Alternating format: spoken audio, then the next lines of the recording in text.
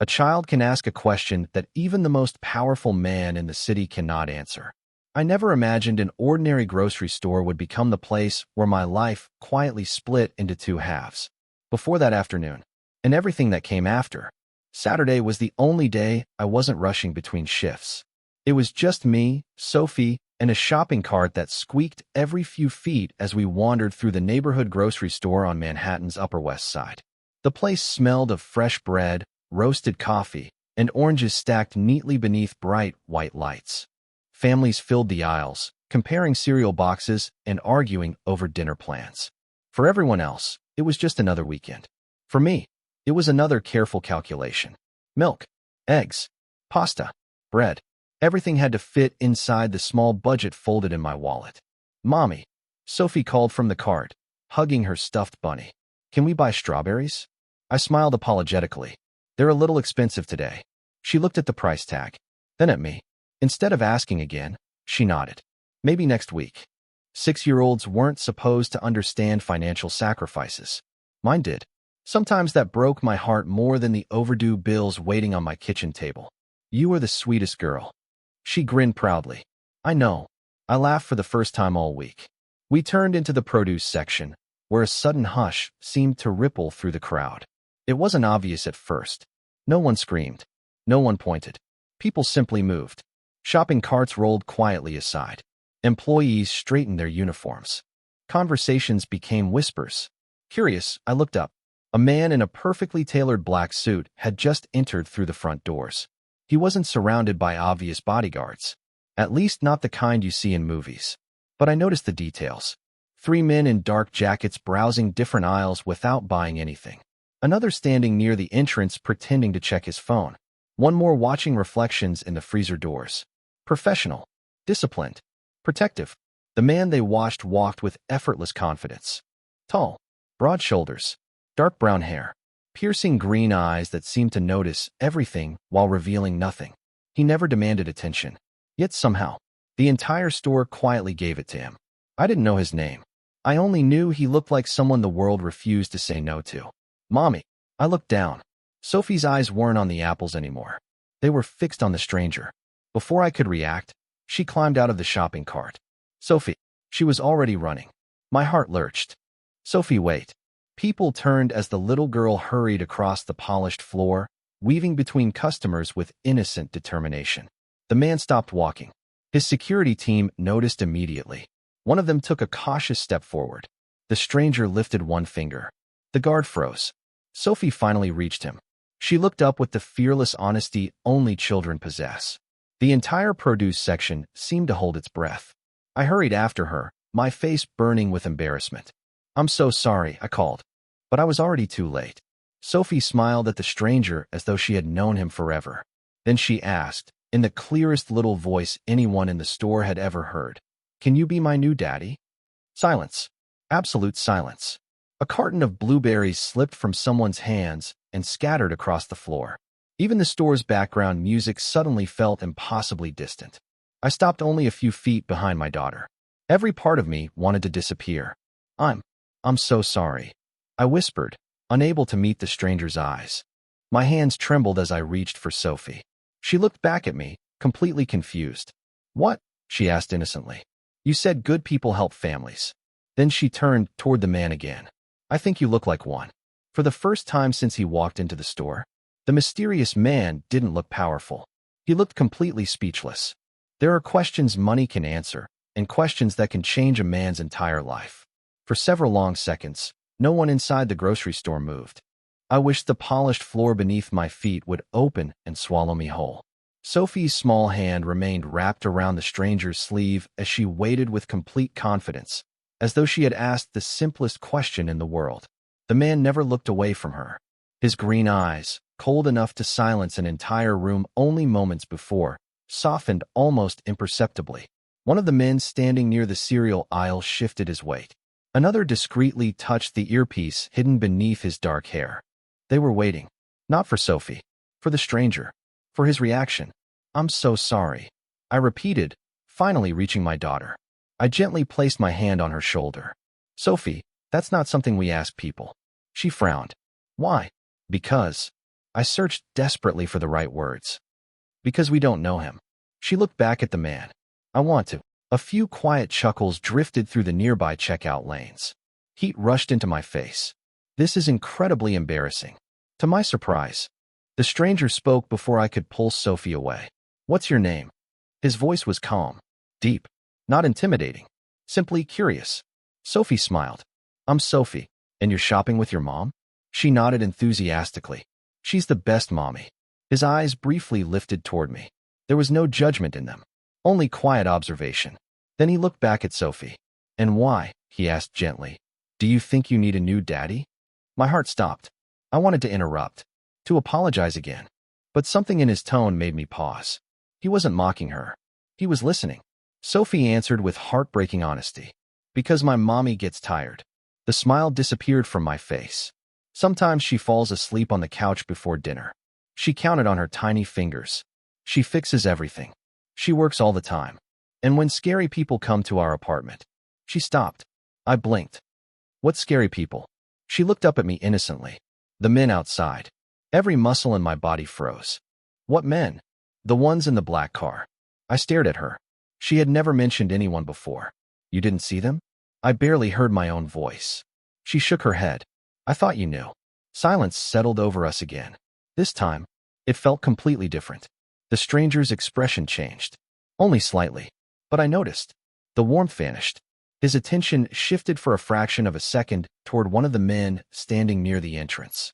No words were exchanged. No visible signal. Yet the bodyguard immediately walked outside. Professional. Instant. As though he had understood an invisible command. I looked back at the stranger. I'm sorry. My daughter has a very active imagination. He didn't answer. Instead, he crouched until he was eye level with Sophie. What color was the car? She answered without hesitation. Black.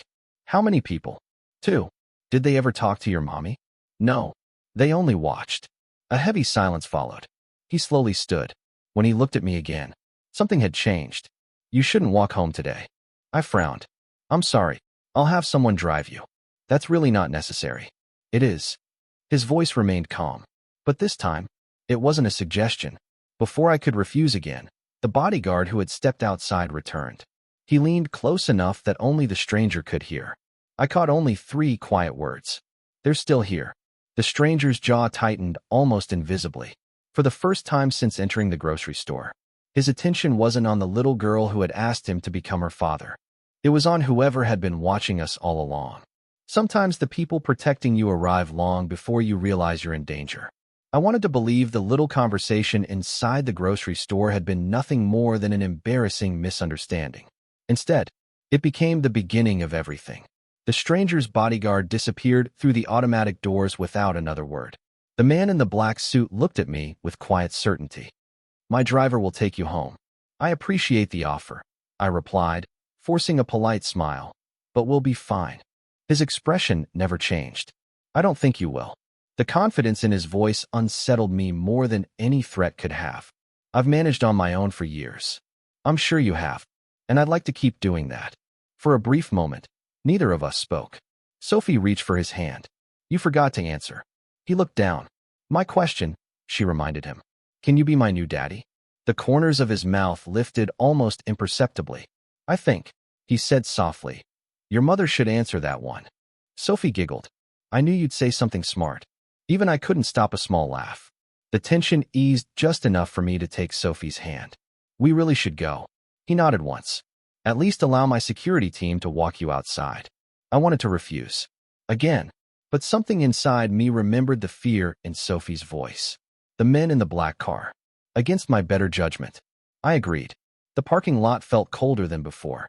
Clouds had hidden the afternoon sun, leaving everything beneath a gray sky. A sleek black SUV waited near the entrance. Several feet away, another older sedan sat with its engine running. Its windows were heavily tinted. One of Ethan's bodyguards glanced toward it. His posture stiffened. Almost immediately, he touched the small microphone hidden beneath his collar. The stranger followed his gaze. So, I asked quietly, you really think someone is watching us? He didn't answer immediately. Instead, he opened the passenger door of my aging Honda. His eyes briefly inspected the parking lot one final time. Then he looked at me. I think someone wants you to believe they're invisible. A chill traveled down my spine. I don't understand. You don't have to. His voice remained calm. You only have to be careful. Sophie hugged his leg before climbing into her booster seat. Bye, Mr. Ethan. She smiled brightly. Bye, Ethan. He surprised me again by kneeling beside the open car door. You listen to your mother. I do. Most of the time. He actually smiled. It was small, quiet, but completely genuine. As I fastened Sophie's seatbelt, I noticed two of his security men walking casually toward the dark sedan parked across the lot. The sedan started instantly. Its tires rolled backward, then forward. Within seconds, it pulled away from the grocery store without stopping. One bodyguard returned. They're leaving. Ethan nodded as though he had expected exactly that. He closed my car door gently. Drive straight home. I hesitated. Thank you. He stepped back onto the sidewalk. I started the engine. In my rearview mirror, Sophie waved enthusiastically through the window. Ethan raised one hand in return. As we pulled onto the street, I glanced back one last time. He was no longer watching us. He was watching every car behind us. Almost 20 minutes later, I turned into the parking lot of our apartment building. Everything looked normal. Children played near the entrance. An elderly couple watered flowers on their balcony. Yet something felt wrong. My phone vibrated. Unknown number. I almost ignored it. Instead, I answered. A calm male voice spoke only one sentence. Don't go inside your apartment. The call ended. I stared at the screen in disbelief. Before I could react, a black SUV slowly turned the corner and stopped beside my car. The rear passenger door opened. Ethan stepped out. I was hoping, he said quietly, that I'd reach you before they did. Fear doesn't always arrive with sirens. Sometimes, it wears a calm expression and politely asks you to trust it. I stared at Ethan across the parking lot, my phone still clutched tightly in my hand. You called me. He nodded once. I did. How did you get my number? I asked someone who could find it. There was nothing boastful about his answer. It was simply a fact. You shouldn't be here. I know. Then why are you? His eyes drifted toward my apartment building. Because whoever has been watching you knows where you live. I instinctively looked toward the entrance. Nothing seemed unusual. Children laughed near the playground. A delivery driver carried boxes inside. An elderly woman walked her dog. Everything appeared perfectly ordinary. You're frightening me. I'm trying to prevent that. Sophie rolled down the back window. Mommy. I turned immediately. Yes, sweetheart. Is Ethan coming over? The innocence in her voice almost made me smile. Before I could answer, Ethan quietly spoke. I don't think either of you should go inside. I folded my arms. You keep saying that. Because it's true. And I'm supposed to believe a complete stranger? He accepted the question without offense. No. You should believe your instincts. My instincts tell me to protect my daughter. So do mine. The words caught me off guard. For a moment, neither of us spoke. One of Ethan's security men approached quickly.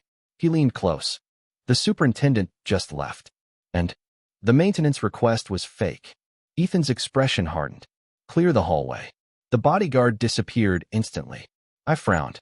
What maintenance request? Ethan looked directly at me. Did you call for repairs today? No. Yesterday? No. He exhaled slowly. I was hoping you'd say that. A cold knot formed in my stomach. What is going on? Instead of answering, he walked toward the apartment entrance. Two members of his security team followed. Another remained beside my car. The minutes stretched endlessly. Sophie quietly colored in a children's activity book. She seemed completely unaware that my hands were shaking. 5 minutes later, Ethan returned. He carried a small brown envelope. He handed it to me without saying a word. Inside were several photographs. The first showed Sophie walking out of her elementary school. The second showed me leaving the grocery store 3 days earlier. The third made my blood run cold. It was taken through the window of my apartment. Someone had photographed us eating dinner. I nearly dropped the envelope. What? My voice barely existed. What is this? They've been watching you. Who? I don't know yet. But they're organized. I stared at the pictures again. They were inside my building. Yes. Tears blurred my vision. I don't understand. I believe you witnessed something. I haven't. Maybe not knowingly. He paused. People like this don't spend weeks following a single mother without a reason. I leaned against my car, struggling to breathe. Everything I thought was ordinary suddenly felt terrifying. The walk to work. Sophie's school. The grocery store. Home. Had someone been watching us through all of it? Sophie climbed out of the back seat carrying her stuffed bunny. She walked straight to Ethan. Without hesitation, she slipped her tiny hand into his. I'm scared. He looked down at her. So am I. She blinked. Big people get scared. The smart ones do. She squeezed his hand tighter. Then we can be brave together. For the first time, I saw something change behind Ethan's guarded eyes. Not weakness. Not pity. Responsibility. He lifted his gaze toward me. I know we've only known each other for one afternoon. His voice remained calm. But if you trust me, he glanced once more toward the apartment building. Don't spend another night here. The hardest decisions are never between right and wrong.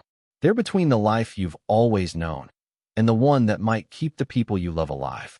I looked at Ethan for a long moment. Everything about him told me I should leave. The expensive black suit, the quiet confidence, the men who surrounded him without needing instructions. Nothing about his world belonged in mine. Yet the photographs in my trembling hands told a different story. Someone had watched my daughter. Someone had stood close enough to our apartment window to photograph us eating dinner. That thought alone made every instinct inside me surrender. I'll go, I whispered, but only until we know what's happening. He nodded once. That's all I'm asking. Within minutes, one of his security officers loaded our groceries into a sleek black SUV. Another carefully transferred Sophie's booster seat. No one rushed. No one spoke unnecessarily. Every movement was calm, practiced, efficient. It felt less like an escape, and more like a carefully rehearsed operation. Sophie climbed into the back seat beside me. Mommy. Yes. Does Ethan have snacks? Despite everything, I laughed. I don't know. Ethan, sitting across from us in the facing seat, opened a small compartment built into the luxury SUV. Inside were neatly arranged bottles of water, fruit juice, crackers, and chocolate chip cookies.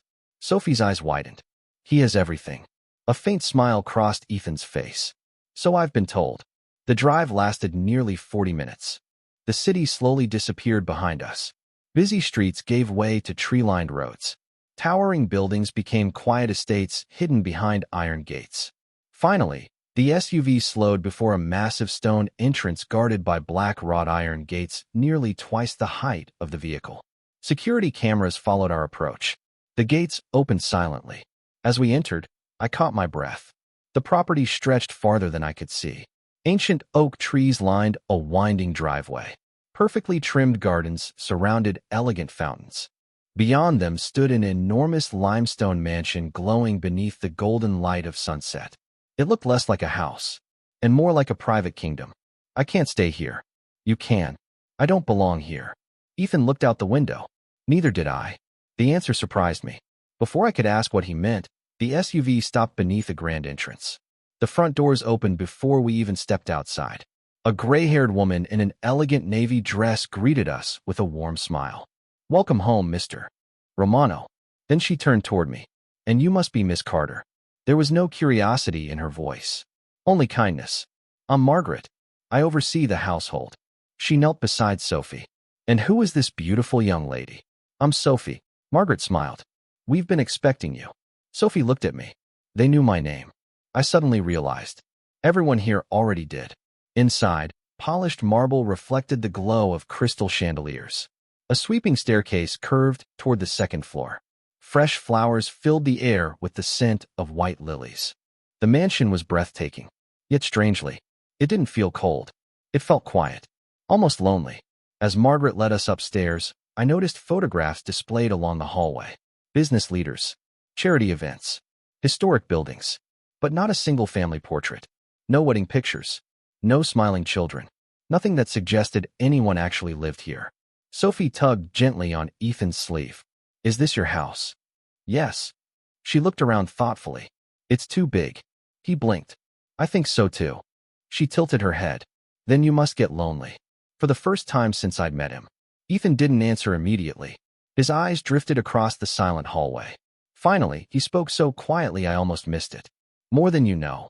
Standing there, watching the most powerful man I'd ever met admit something so painfully human, I realized the mansion wasn't the loneliest place in the room. Its owner was. Sometimes the smallest footsteps leave the deepest marks on the loneliest hearts. I barely slept that first night. The guest bedroom was larger than my entire apartment. Soft, cream-colored walls. Floor-to-ceiling windows overlooking endless gardens. Fresh flowers arranged beside the bed.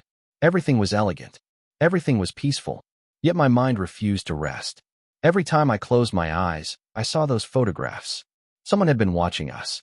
Someone had stood close enough to know our routines. I sat beside the window as dawn slowly painted the sky with shades of gold.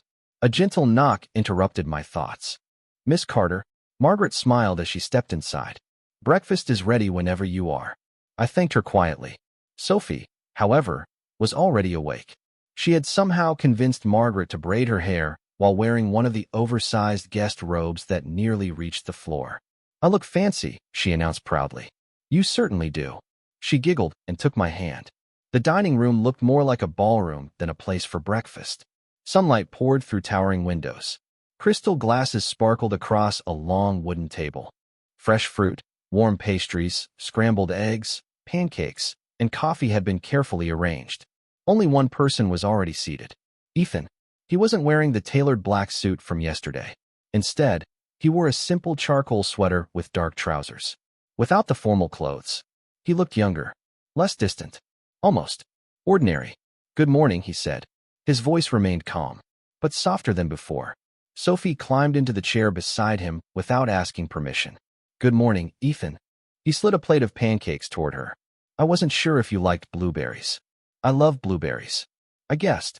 She beamed as though he had just solved the greatest mystery in the world. I watched quietly. It was strange. The man everyone else seemed to fear listened patiently, while a 6-year-old explained why syrup should always be poured in circles instead of straight lines. He nodded with complete seriousness. "I'll remember that." "You should." Breakfast passed with surprising ease. There were no awkward silences. No forced conversations. Only peaceful moments I hadn't experienced in years. Afterward, Sophie wandered toward the enormous library connected to the sitting room. Hundreds of books stretched from polished wooden floors to the high ceiling. A grand piano rested beside tall windows overlooking the gardens. "This room is amazing." Ethan followed us inside. "It belonged to my mother." The words escaped him so naturally that I almost missed them. "You kept everything exactly the same?" He looked around slowly. I couldn't bring myself to change it. Sophie climbed onto a window seat holding a colorful children's picture book she had discovered on the lower shelf. "Ethan." "Yes." "You have to help me. I don't know if I'm qualified. You just have to do funny voices." He looked genuinely uncertain. "I've never been very good at funny." "I'll teach you." She patted the empty space beside her. To my complete surprise, he sat down. She opened the book and immediately assigned him the role of a sleepy bear. "No." She laughed after his first attempt. "Bears sound much deeper." He cleared his throat dramatically and tried again. This time Sophie burst into uncontrollable laughter. The sound echoed through the enormous library.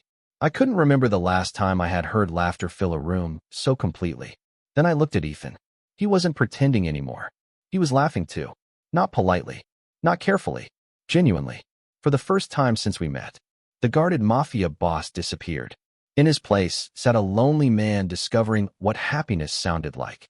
Standing quietly in the doorway, I suddenly understood something. Sophie hadn't only found safety inside this mansion. Without even realizing it, she had begun bringing life back into it. Every secret eventually finds its way into the light. I should have trusted the peace. Instead, I questioned it. 3 days passed inside Ethan's estate without a single sign of danger. No suspicious cars. No strange phone calls. No unfamiliar faces watching from across the street. For the first time in weeks, Sophie slept through the entire night. She laughed more. She ate more. She even stopped asking when we were going back to our apartment. Children always know where they feel safe. Adults simply take longer to admit it. That afternoon, while Sophie painted in the sunroom with Margaret, I wandered through the mansion alone. It was impossible not to be curious. Every hallway held another piece of history. Old oil paintings, black and white photographs, shelves lined with books that looked older than the building itself. The house wasn't decorated to impress visitors. It was built to preserve memories. As I turned a quiet corner, I heard voices drifting from behind a partially open study door. I hadn't intended to listen. Then I heard Ethan's name. "She still doesn't know?" It was a man's voice. Calm. Professional. Another voice answered. Ethan, no. And I'd like to keep it that way. A heavy silence followed. The board is concerned. I don't care. They believe bringing civilians here creates unnecessary risk. They're under my protection. The families won't all agree. They don't have to. His tone remained perfectly controlled. Yet every word carried unmistakable authority. They'll respect my decision. I stood frozen outside the doorway. Families? Board? Protection? What kind of business required people to speak like that? The conversation ended. I stepped back just before the door opened. Ethan emerged holding a leather folder. For a brief second, surprise crossed his face. I didn't hear you. I was looking for the library. It wasn't entirely true. He seemed to recognize that. Still, he chose not to challenge it. Instead, he asked quietly, "Would you like some coffee?" The invitation felt strangely ordinary after what I'd just overheard. We sat together on the terrace overlooking the gardens. A soft breeze carried the scent of roses through the afternoon air. For several minutes, neither of us spoke. Finally, I broke the silence. "Who are you?" He looked out across the fountain. "I've answered that question before." "No, you avoided it." He smiled faintly. "You're observant. I deserve the truth." "You do." Another long silence. Then, "My name is Ethan Romano." "I know that. I'm responsible for a great many people." "I know that too." I folded my arms. "What I don't know is why everyone treats you like the most powerful man in New York." His eyes met mine. Steady. Honest. "There are businesses that operate in the daylight. And there are others that survive in the shadows." The meaning settled slowly between us. "No," I whispered. He didn't deny it. He didn't explain it away. He simply nodded once. "I lead one of those organizations." The world seemed to stop. I stared at him. The elegant mansion. The silent security teams. The unquestioned authority. The guarded estate. Every piece suddenly fit together. "You're—" I couldn't finish the sentence. "A man who's made many mistakes." His answer caught me completely off guard. "I expected you to say Mafia boss. I've been called worse." I stood so quickly my chair scraped across the stone floor. "I brought my daughter into this house. You brought her somewhere no one can reach her. I trusted you. And you still can. I don't even know who you are anymore." He remained seated. Calm. Unmoving. "I never lied to you. You simply never asked the right question." For the first time since we met, fear returned. Not because Ethan had changed, but because I had finally learned the truth about the man Sophie had already begun calling her hero. The truth doesn't destroy love. Fear does. I couldn't breathe. Every instinct told me to take Sophie, walk out the front door, and never look back. A mafia boss. Not a businessman. Not a wealthy investor. Not the mysterious philanthropist the newspapers occasionally mentioned. The man who had carried pancakes to my daughter that morning. Ruled a world I had spent my entire life avoiding. "I can't stay here." My voice barely sounded like my own. Ethan remained seated, his hands folded quietly on the table between us. "I expected you to say that. I have a child. I know. I can't raise her around violence." His eyes lowered for a brief moment. Neither could my mother. The answer stopped me. He slowly stood, leaving several feet between us as if he knew I needed space. "I won't ask you to trust my reputation. There isn't much of one to trust." "No, there isn't." His honesty frustrated me even more. "Then why didn't you tell me?" "Because you needed protection before you needed explanations. And now you deserve both." A long silence settled between us. The afternoon breeze carried the scent of roses through the open terrace. It was almost cruel. How peaceful the world looked while mine was falling apart. "You think I'm dangerous. I think I don't know you." "Fair." He nodded once. "So let me tell you something no newspaper ever will." He looked toward the gardens where Sophie was chasing butterflies with Margaret. "I was 12 when my father was murdered." I said nothing.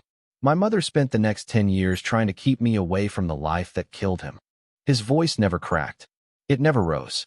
That somehow made every word heavier. "She failed. You chose it. I chose survival." He looked at me. "There's a difference." Before I could answer, hurried footsteps echoed across the stone terrace.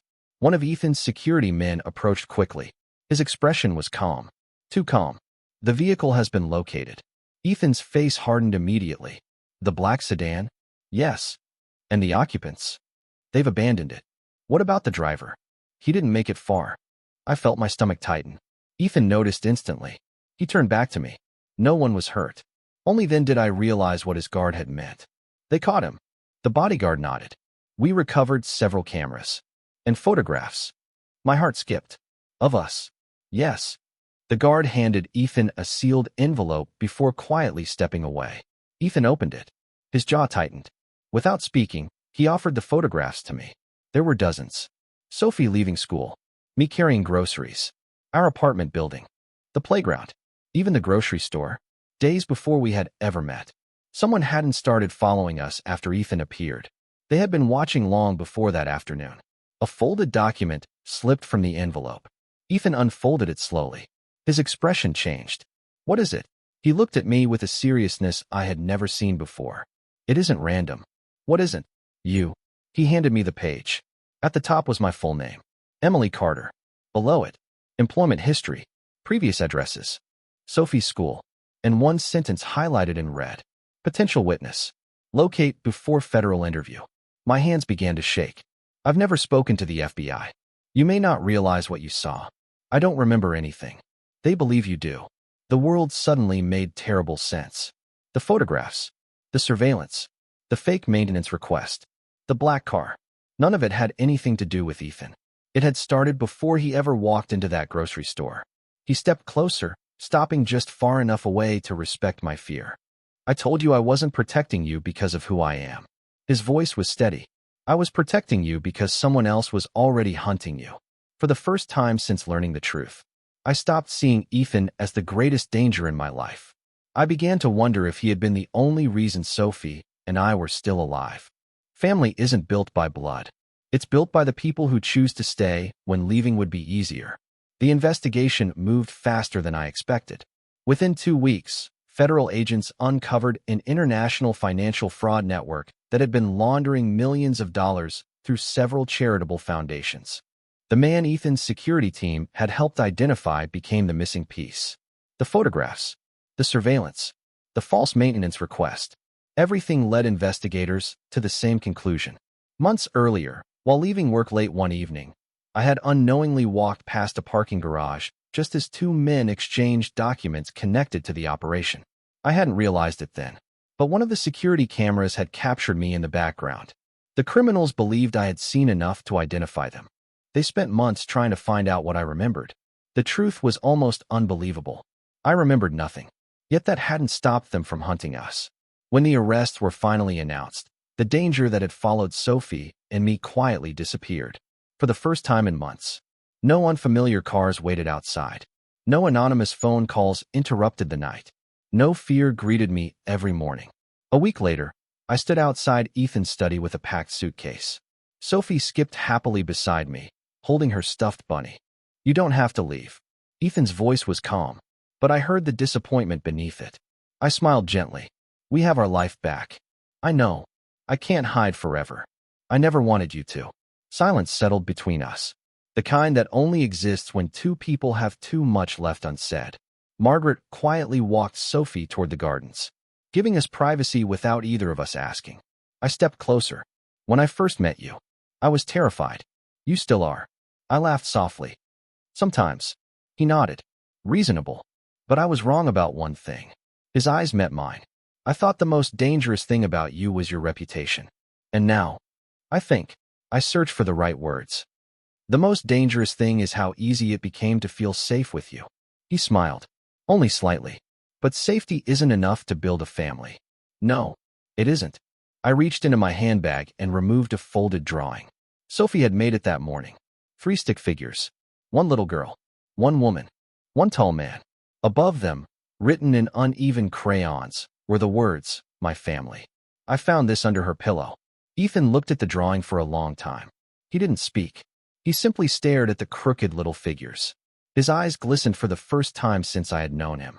I've bought buildings. He whispered. I've bought companies. I've bought influence. His voice grew quieter. But no amount of money ever bought me this. He carefully held the drawing as though it were priceless. Because to him, it was. Just then, Sophie came running across the garden. Ethan. He immediately knelt to catch her as she threw her arms around his neck. She smiled with the complete certainty only children possess. Can I ask you something again? He chuckled softly. I think I know what it is. She leaned back just enough to look into his eyes. This time, she whispered, "Can I call you Dad?" The world became wonderfully quiet. Ethan looked toward me. I smiled through tears and gave the smallest nod. He wrapped one arm around Sophie. The other reached for my hand. I would be honored. Months later, on another bright Saturday afternoon, the three of us returned to the same neighborhood grocery store where everything had begun. The same produce aisle, the same polished floors, the same smell of fresh bread and coffee. Sophie slipped one hand into mine, the other into Ethan's. She looked up at us with the brightest smile I'd ever seen. "I told you that day." "What day?" Ethan asked. "The first day." She giggled. "I said you looked like a good daddy." He laughed. "So you did." As we walked together beneath the warm afternoon light, I realized destiny hadn't changed our lives with power. It had changed them with one fearless question, asked by a little girl who simply believed that lonely hearts deserved to find each other.